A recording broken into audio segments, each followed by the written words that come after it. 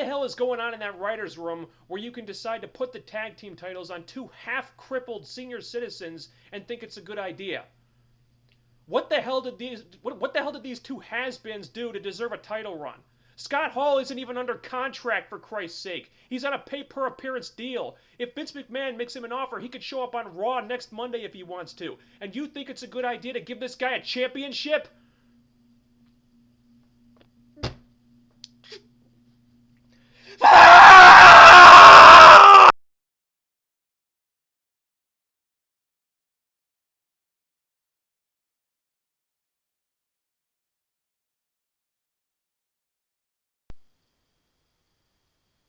So, TNA.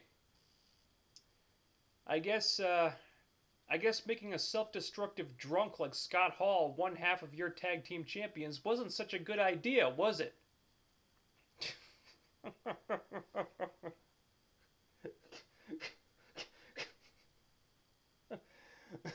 My God.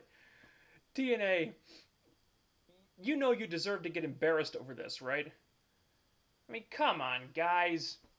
Everyone, and I mean everyone, saw this coming from 10,000 miles away. Except for the ass clowns in TNA Management, apparently. I mean, seriously, how many chances are you going to give that guy?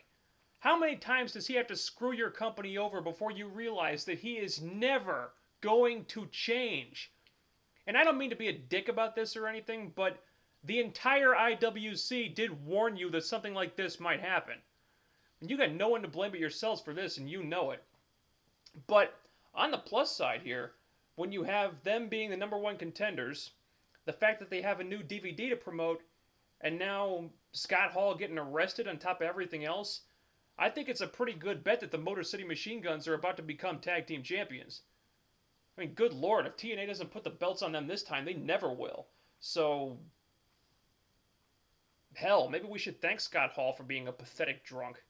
But enough about him. Fuck that guy. Look, I know I've been talking a lot about this heavyweight ranking system lately, but that's only because TNA make it so damn hard not to criticize it. I mean, the idea of a ranking system in pro wrestling could actually be a cool idea if it were done right. But TNA didn't just drop the ball on this thing. They dropped the ball, and then they shoveled about 10 tons of horse crap on it. I mean, Bischoff explained that there were a bunch of different factors that would determine who gets title shots. Fan votes, win-loss record, previous championships held, stuff like that. But if that is indeed the case, then how the hell do you justify, from a storyline standpoint, Sting, of all people, getting a title shot at Slammiversary? I mean, Sting hasn't gotten many fan votes in the polls at all. I mean, he's been at the bottom of the poll. Not at the rock bottom, but he's been down there. I mean, there's been plenty of guys with a lot more votes than him. Then there's win-loss record to consider, and his sucks right now. He's only had a handful of matches since he came back to TNA this year, and correct me if I'm wrong, but I think he's lost more than he's won. So, based on those 2 points alone, where he fails miserably, how the hell does this guy get a title shot over someone like Samoa Joe or Matt Morgan, who, if we actually think about this for a second, should both be ranked a lot higher on the top 10 list than Sting is? For that matter, why is Sting even in the top 10 to begin with? Does TNA not remember Bound for Glory last year? The whole passing of the torch angle with AJ Styles? Are we just forgetting about that? Do these people not understand that the whole purpose of passing the torch is to have a veteran surrender his spot to a young up-and-comer? If the veteran does that, and then later on goes right back into the world title picture like it never happened, then what the hell is the point of doing it in the first place? When Sting was announced as the #1 contender, he should have said, thanks but no thanks, I'm giving my shot to AJ Styles. And that's a whole other problem too. I don't care about Rob Van Dam versus Sting. I don't think a lot of people do care about it, because I know it's not going to be that good. You know it's not going to be that good. Probably everyone else too. I mean, we can all see how much Sting has declined as a worker in the last few years. Plus, we just saw Van Dam versus AJ. And does anyone out there think for 1 second that Van Dam versus Sting is even going to come close to that? Look, I think a ranking system is a cool idea, and I'll roll with it if you actually put some thought and effort into getting it to make sense. but the process by which title contenders are determined just seems completely random and totally dependent on what the writers want to happen, regardless of what the numbers say if you actually bother to do the math. So, for those of you who haven't been paying attention, that means that this ranking system is bullshit. What else happened this week? Geez, this show is such a hodgepodge. It's good on top of bad on top of good on top of bad. Here's some good stuff. Roxy's back. Yay! Definitely like that. I guess the writers finally realized that Tara's gone now and they hadn't built up anyone new to replace her. So, that's cool. But I can't believe they jobbed out Madison Rayne so soon after she ended Tara's career at Sacrifice last Sunday. I mean, they should have had her milk the hell out of that. She could have gotten some serious heat with fans really clamoring to see her lose that belt. And instead, the writers just swept the whole thing under the rug and had her lose pretty easily to the very next person she faced with no hype, no fanfare or anything, which made the whole ending Tara's career angle look like a total fluke.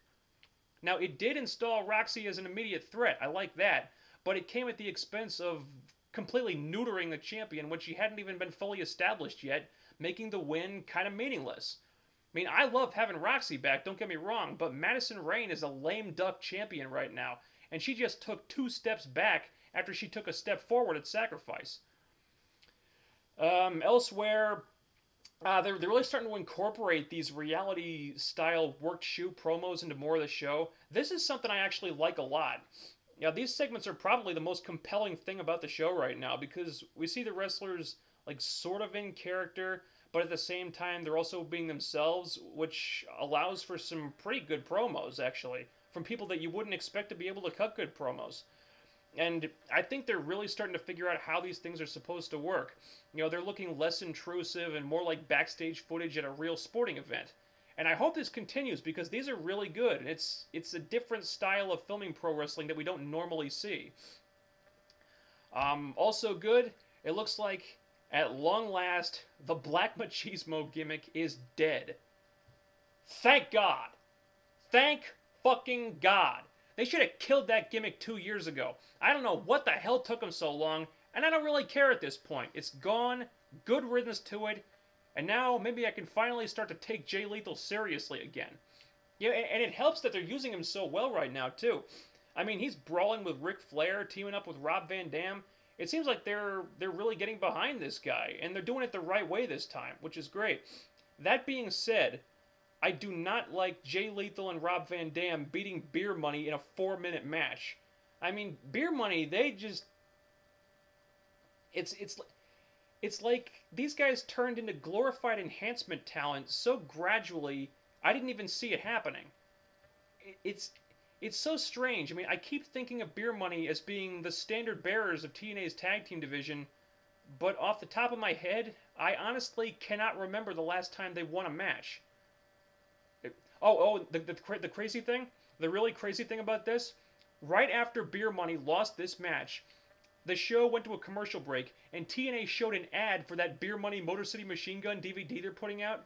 So basically, TNA was saying, hey, you know that tag team that just lost in 4 minutes to the first ever pairing of 2 random singles wrestlers? Well, we want you to buy this DVD that features them. Sorry, TNA, it doesn't work like that. Good Lord, if you want to shill this DVD, doesn't it make sense to take the 4 guys that it's about and feature them prominently on the show? Maybe even, you know, pushing them? Doesn't that make more sense than jobbing them out? You book these guys like jobbers, no one's going to buy their DVD. Whatever. Look, that's all I've got to say about Impact. But how about Bryan Danielson, huh? That work shoot promo he cut on NXT was freaking great. Who says that guy can't cut good promos? Plus, he attacked Michael Cole, which I've wanted to do for like 10 years. I haven't been keeping up with NXT that much. I haven't been watching every episode or anything, but that segment was awesome. I just hope they strike while the iron is hot and follow up on that, because they struck gold with that segment. And, actually, I think that's pretty much it. I think that's everything I wanted to cover. Tune into QCW Radio, Monday nights, 11:30 p.m. Eastern, blogtalkradio.com/QCW Radio.